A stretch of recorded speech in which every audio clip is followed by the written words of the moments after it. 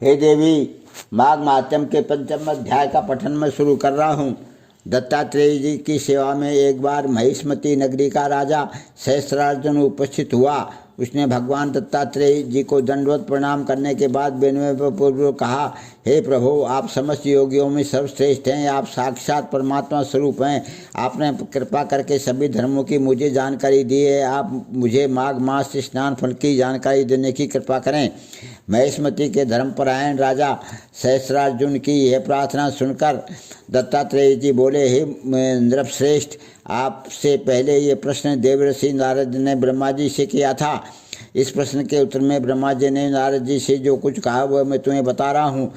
ब्रह्मा जी ने कहा था, हे नारद, मासों में सर्वश्रेष्ठ माघ मास में भक्ति भाव और श्रद्धा सहित दान तथा पूजन करते हुए जो माघ स्नान नहीं करता उसका जीवन व्यर्थ है। जिस प्रकार सूर्य की प्रकाश से दिन होता है, चंद्रमा से रात्रि की तथा तारों की शोभा है और दीपक से घर की शोभा बढ़ती है, वैसे ही माघ मास के स्नान के फल से जीवन सुशोभित तथा प्रकाशित होता है। पूजा पाठ, व्रत, दान, तप इत्यादि से अधिक भगवान विष्णु को माघ स्नान प्रिय है। माघ स्नान के लिए मनुष्य को प्रस्तुत देखकर उसके समस्त पाप उसका पाप साथ छोड़ना आरंभ कर देते हैं और वह मनुष्य अग्नि के समान तेजस्वी हो जाता है। प्रत्येक मनुष्य को चाहिए कि समस्त पापों से युक्त होने के लिए, सुखी संपन्न जीवन प्राप्त करने के लिए, विष्णु भगवान की कृपा प्राप्त करने के लिए, अंत में मोक्ष प्राप्त करने के लिए माघ स्नान अवश्य करें। माघ स्नान का पुण्य प्रताप मनसा वाचा कर्मणा किए गए सारे पापों को उसी प्रकार जलाकर भस्म कर देता है जैसे अग्नि सूखे काष्ठ को। पाप चाहे अज्ञानतावश किया गया हो अथवा जानबूझकर, माघ स्नान का फल सभी प्रकार के पापों को नाश कर देता है। धर्मात्मा, तपस्वी तथा प्रभु भक्त माघ स्नान के फल से स्वर्ग को प्राप्त करते हैं तो पापी तथा घोर पातकी तक माघ स्नान के प्रभाव से पापों से मुक्त होकर शुद्ध हो जाते हैं। ये माघ स्नान पापियों का उद्धार करने वाला है। हे राजन, माघ मास के व्रत के विषय में मैंने जो कुछ भी आपको बताया है उसमें किसी प्रकार की संशय या विश्वास करना पाप है। जिस प्रकार भगवान विष्णु की आराधना सभी मनुष्यों को करनी चाहिए वैसे ही माघ स्नान की सभी मनुष्यों को करना चाहिए। भगवान दत्तात्रेय जी ने आगे कहा, हे राजन, बाहर से इतना सुंदर दिखने वाला मनुष्य का ये सुंदर शरीर अस्थियों का स्तंभ तथा स्नायुओं का बंधन है। ये रक्त एवं मांस से युक्त है और चर्म में लिपटा है। ये शरीर अनेकों प्रकार के मलों का स्रोत है और मलमूत्र इत्यादि को धारण करने वाला है। ये जरा, रोग, शोक, मोह, दुख, द्वेष, विपत्तियों तथा अनेक शारीरिक एवं मानसिक संतापों से घिरा है। ये शरीर निंदा, निर्दयता, द्रोह तथा अनेकों दुखदायी कष्टों से घिरा है। इस शरीर की स्वभाव से ही अधर्म और पाप की ओर रुचि तथा प्रवृत्ति रहती है। काम, क्रोध, लोभ, मोह, मद इत्यादि समस्त नरक के द्वार मानव शरीर में हैं। वासनाओं, इच्छाओं में डूबे रहना तथा ईर्ष्या करना इस मानव शरीर का स्वभाव है। मृत्यु के बाद ये मानव शरीर नष्ट माना जाता है। इसे जला दिया जाता है अथवा भूमि में दबा दिया जाता है या जल में प्रवाहित कर दिया जाता है। यदि ये नहीं किया जाए तो शरीर में कीड़े पड़कर इसे नष्ट कर देते हैं या यह जानवरों, पशु पक्षियों, कुत्ते, चील, कौवे, गीद, सियार इत्यादि का भोजन बन जाता है। ऐसे क्षण भंगुर शरीर को पाकर मनुष्य पता नहीं कितना मदान्ध हो जाता है, जो अनेकों प्रकार के पाप करता रहता है। इसलिए बुद्धिमान मनुष्य का कर्तव्य है कि क्षण भंगुर शरीर को पाकर माघ स्नान आदि शुभ कार्य अवश्य करे। मनुष्य का धर्म है कि वह दान, तप, भजन, व्रत, उपवास आदि शुभ कर्म करके अपने इस लोक और परलोक को संवारने की चेष्टा करे। जो ऐसा नहीं करते हैं वे अपने लोक परलोक दोनों ही बिगाड़ते हैं और नरकों में जाकर यातनाएं भोगते हैं। जीवन का सार तत्व समझाते हुए दत्तात्रेय जी ने आगे कहा, हे राजन, विष्णु भक्ति से हीन ब्राह्मण को मृतक समान ही समझना चाहिए कि विष्णु भक्ति से रहित मनुष्य कीट पतंगों के समान है। इसका जन्म लेना व्यर्थ ही जाता है। छल से युक्त धर्म, क्रोध युक्त तप, दृढ़ता से रहित ज्ञान तथा अभिमान और अविश्वास से युक्त शास्त्र श्रवण इत्यादि सभी व्यर्थ हैं। भक्ति और आस्था से रहित गुरु और ब्रह्मचारी समाप्त हो जाते हैं।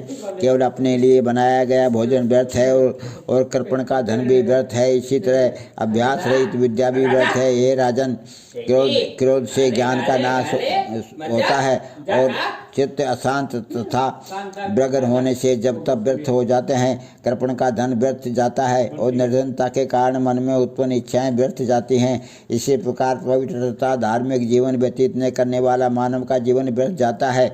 दत्तात्रेय जी आगे बोले, हिंसक, क्रूर, स्वर्ण चुराने वाले, ब्रह्म हत्या करने वाले, पर स्त्री गमन करने वाले और मध्य पापी, ये सब के सब महापात की हैं। इनकी संगत में रहने वाले भी पाप के भागी बनते हैं। हे राजन, यदि ये महापात की भी नियम पूर्वक माघ स्नान करें और पुण्यदान करते हुए धर्म और सत्य का आश्रय लेकर जीवन व्यतीत करें तो ये महापात की भी पापों से मुक्त होकर स्वर्ग को प्राप्त करते हैं। भगवान विष्णु ने स्वयं कहा है कि यदि ब्रह्मघाती, हिंसक, हत्यारे इत्यादि सभी प्रकार के महापापी भी यदि सूर्य उदय के पूर्व ही माघ स्नान करें तो उन्हें भी हम सब पापों से मुक्त कर देते हैं। ये राजन, जब माघ स्नान की कृपा से महापात की भी मुक्त हो जाते हैं तो साधारण और छोटे पापों से मुक्ति तो सहज ही स्पष्ट है। इसलिए महापापनाशी माघ स्नान अवश्य करना चाहिए।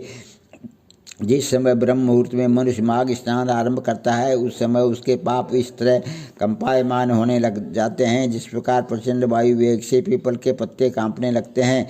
माघ स्नान करने से मनुष्य उसी प्रकार पवित्र हो जाता है जिस प्रकार साधना से तपा व तपस्वी उसके अज्ञान, पाप और मोह का नाश होकर उसका अंतःकरण पवित्र हो जाता है। यदि मन और वचन से शुद्ध होकर मुक्ति की कामना से माघ स्नान किया जाए तो मनुष्य को अवश्य मुक्ति प्राप्त होती है। भगवान दत्तात्रेय जी ने आगे कहा, हे राजन, अब माघ स्नान के चमत्कारी प्रभाव से जुड़ी एक आश्चर्य कथा को सुनिए। महर्षि भृगु जी के वंश में उत्पन्न एक परम साध्वी और धार्मिक रुचि वाली ऋषिका नाम की एक ब्राह्मणी थी। दुर्भाग्यवश ऋषिका ब्राह्मणी अपने बाल्यकाल में ही विधवा हो गई थी। उसने बाल वैधव्य के दुख से दुखी होकर घोर तपस्या की। विंध्याचल क्षेत्र में रेवा और कपिला के संगम पर अमरकंटक तीर्थ में जाकर ऋषिका ने घोर तप किया। वह सदाचार का पालन करती हुई भगवान विष्णु की भक्ति में लीन होकर उग्र तप करने लगी। ऋषिका का स्वभाव सुशील और धर्मपरायण था। वह अपनी स्थिति अनुसार दान भी करती रहती थी। वह प्रतिदिन हवन, पूजन एवं दान करने के पश्चात भगवान और ब्राह्मणों को भोग अर्पित करने के बाद छठवें पहर में भोजन करती थी। वह ब्राह्मणी नर्मदा के किनारे कृच्छ और तप्त कृच्छ व्रतों को भी विधिपूर्वक करती थी। इस प्रकार तपस्विनी ब्राह्मणी ने रेवा और कपिला के संगम पर 60 मास अर्थात 5 वर्षों तक स्नान किया। कठोर व्रतों और तप से ऋषिका की काया अत्यंत जर्जर हो गई तथा आयु भोग पूरा कर वह उसी तीर्थ में मर गई। माघ स्नान में पुण्य प्रभाव से वह 4000 युगों तक विष्णुलोक में निवास करती हुई दिव्य सुख प्राप्त करती रही। इसके पश्चात ब्रह्मलोक में वह तिलोत्तमा नाम से अवतीर्ण हुई। देदीप्यमान रत्न के समान दमकते तिलोत्तमा के सौंदर्य को देखकर देवता भी मोहित हो जाते थे। वह सूक्ष्मांगी सौंदर्य का प्रकाश थी तथा सुंदरता में अप्सराओं से विशेष थी। उसके निर्माण से संतुष्ट था। सुंदरता से प्रभावित ब्रह्मा जी ने एक दिन उससे कहा, हे पुत्री, दैत्यों का विनाश करने के लिए तुम शीघ्र ही यहाँ से प्रस्थान करो। संसार को अपने अत्याचारों से घोर दुखी करने वाले सुंद और उसुंद नामक महाबली दुष्ट दैत्यों का नाश करके संसार में अहिंसा, भय, ईश्वर भक्ति तथा धर्म की स्थापना करो। ब्रह्मा जी से प्रेरणा पाकर देवी तिलोत्तमा हाथ में वीणा धारण कर आकाश मार्ग से पृथ्वी पर आई और उस स्थान पर गई जहाँ सुंद और उपसुंद नामक दुष्ट और अत्याचारी देव शत्रु दैत्य उपस्थित थे। वहाँ आकर उस देवी तिलोत्तमा ने रेवा के पवित्र जल में स्नान करके दिव्य भड़कीले सुंदर लाल रंग के वस्त्रों को धारण किया। इसके पश्चात तिलोत्तमा ने वीणा बजाना आरंभ किया और उसके साथ ही उसके नुपुर भी गतिवान होकर मधुर शब्द करने लगे। उसके कंठ में सुंदर श्वेत मोतियों की माला तथा कानों में कुंडल थे और जूड़े में चमेली के सुंदर सुगंधित पुष्प सौभाग्यमान थे। देवी तिलोत्तमा अशोक वृक्ष के नीचे बैठकर वीणा बजाने लगी और साथ ही उन्होंने मधुर स्वर में गायन भी आरंभ कर दिया। सौंदर्य और संगीत की देवी तिलोत्तमा को अशोक वन में गायन वादन करते देखकर सुंद उपसुंद के सैनिक आश्चर्यचकित रह गए। वे कुछ समय तक मुग्ध होकर उसे देखते रहे और फिर अपने अपने स्वामी दैत्यराज को सूचना देने के लिए दौड़ पड़े। अपने स्वामी के पास पहुंचकर दैत्य अनुचरों ने निवेदन किया, हे महाबली, आज हमने अशोक वन में एक अति सुंदर देवी देखी है। यह कामदेव की पत्नी रति से भी अधिक रूपवती है। उसकी सुंदरता दिव्य असाधारण है। निश्चय वह रूपवती स्त्री तीनों लोकों में सर्वश्रेष्ठ है। हम नहीं जानते कि वह अप्सरा है या यक्षिणी है अथवा नाग कन्या है। वह सुंदरी यहाँ से कुछ ही दूरी पर अशोक वन में विराजमान है। कृपया स्वयं चलकर उस सुंदरी को देखिए। उसे देखते ही आप चकित रह जाएंगे। अपने अनुचरों द्वारा 11 सुंदरी की प्रशंसा सुनकर वे दोनों दैत्यराज मद्यपान त्याग कर उठ बैठे। दोनों दैत्यों ने अपने अपने लोहे की गदाएं कंधे पर रखी तथा तीव्र गति से चलते हुए उस स्थान पर पहुंचे जहां देवी तिलोत्तमा उन दोनों दैत्यों का वध करने के लिए पहले से विराजमान थी। दोनों दैत्य देवी के समीप आकर खड़े हो गए।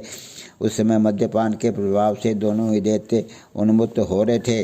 उन्होंने देवी तिलोत्तमा से कहा, हे सुंदरी, तुम सुंदरता में अद्वितीय होता स्त्री रत्न हो। हम दोनों भाई बल और शक्ति में अजय हैं। हम चाहते हैं कि हम दोनों से मैं जिसे चाहूँ उसे अपना पति स्वीकार कर लो। हमसे श्रेष्ठ पति पाना तुम्हारे लिए दुर्लभ है।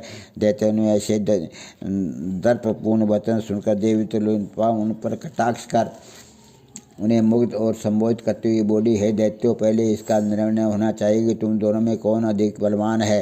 तुम दोनों में जो अधिक बली होगा मैं उसी के साथ विवाह कर दूंगी। दोनों ही दैत्य स्वभाव से क्रूरता कामी तो थे ही। देवी की सुंदरता ने उन्हें बुरी तरह भ्रमित और वासना पीड़ित कर दिया था। दोनों अट्टहास कर चिल्लाए, मैं महाबली हूँ, मैं महाबली हूँ। इसके साथ ही वे दोनों अपनी लोहे की गदाएं लेकर एक दूसरे पर टूट पड़े। थोड़ी ही देर में दोनों एक दूसरे के प्रहारों से घायल होकर रक्त से लथपथ हो गए। फिर भी भयानक प्रहार करते हुए लड़ते रहे और लड़ते लड़ते ही दोनों परस्पर प्रहारों से घायल होकर मर गए। उन दोनों को मृत देखकर दैत्य सेना में आकार मच गया। दैत्यगण कहने लगे, यह साक्षात मृत्यु की तरह कालरात्रि रूपी देवी कौन है? क्षण भर में ये क्या हो गया? अब इस देवी का सामना कौन करेगा? इस प्रकार कहते हुए समस्त दैत्य पाताल लोक को चले गए। दैत्यों के पलायन के पश्चात देवी तिलोत्तमा 10 दिशाओं को प्रकाशित करती हुई आकाश मार्ग से ब्रह्मलोक में लौट गई और वहां जाकर ब्रह्मा जी के सामने उपस्थित हो गई। ब्रह्मा जी ने देवी तिलोत्तमा को अपने सम्मुख आया देखकर आनंद से पुलकित होकर कहा, देवी, आपके इस अलौकिक कार्य से मैं अत्यंत प्रसन्न हूँ। मैं प्रसन्न होकर आपको सूर्य के रथ में स्थान देता हूँ।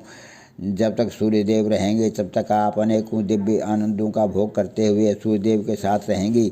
ये कथा सुनाने के पश्चात दत्तात्रेय जी ने आगे कहा, हे राजेंद्र, सहस्त्रार्जुन, माघ स्नान के पुण्य प्रताप से ही पूरे जन्म की वह ब्राह्मणी ऋषि का भी अप्सराओं में श्रेष्ठ होकर सूर्यलोक में माघ स्नान का फल भोग रही है। अतः परम गति चाहने वालों को माघ स्नान अवश्य करना चाहिए। इसके करने के बाद मनुष्य के लिए कोई धार्मिक पुरुषार्थ शेष नहीं रहता है। दक्षिणा सहित किए गए माघ स्नान की समानता यज्ञ भी नहीं कर सकते। तीर्थ स्थल पर किए गए माघ स्नान की समानता कोई भी अन्य पुण्य कार्य नहीं कर सकता। तीर्थ पर किए माघ स्नान से महापाप नष्ट होते हैं तथा मनुष्य को मोक्ष प्राप्त होता है। अतः जो मनुष्य श्रद्धा तथा भक्ति से युक्त होकर माघ स्नान करेंगे वे समस्त सुखों को प्राप्त करते हुए स्वर्ग में भी दिव्य सुख भोगेंगे। जो मनुष्य श्रद्धा की कथा को प्रेम से सुनेंगे और वर्णन करेंगे वे भी समस्त पापों से मुक्त होकर स्वर्ग और ईश्वर की विशेष कृपाएं प्राप्त करेंगे। उन्हें परमात्मा की परम भक्ति प्राप्त होगी। बोलो माघ महात्म्य के 5वें अध्याय की जय। हे देवी, मैंने माघ महात्म्य के 5वें अध्याय का पठन किया, इसको श्रवण करो।